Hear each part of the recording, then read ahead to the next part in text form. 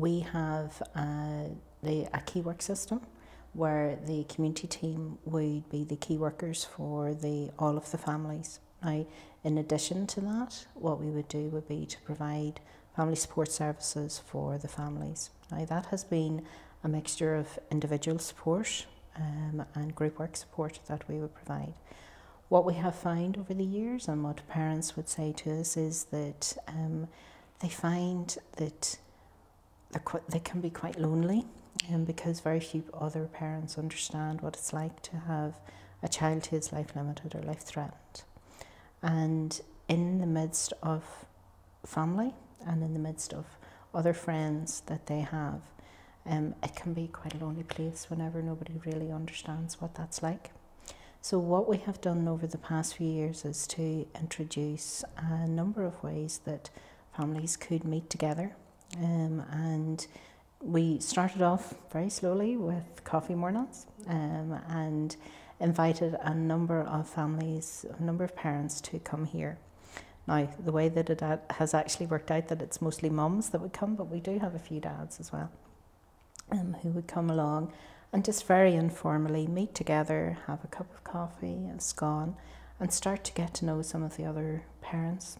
And what they have found is that they really don't have to explain why it is that they're here, that they just have that acceptance of each other because they're part of what hospice is. And that provides a support for them in terms of just being able to feel that somebody understands them.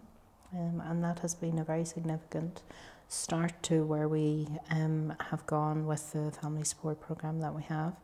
What we also then did was to have a series of family days. What we had tried to do was to give them that family experience of everybody being all together, that they could meet then with other families who are in their area as well.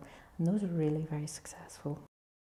What we have done over the last year really would be to be in contact with the families that would be in the other areas, and go out to them and to provide an opportunity really for families to talk about some of the emotional aspects and the emotional impact of caring for their child, on them, on their other children, and on their relationships as well. So in meeting together, what we have found is that people have been able to start that process of thinking about the emotional challenges that they face, and the emotional joy that they have in caring for their child as well.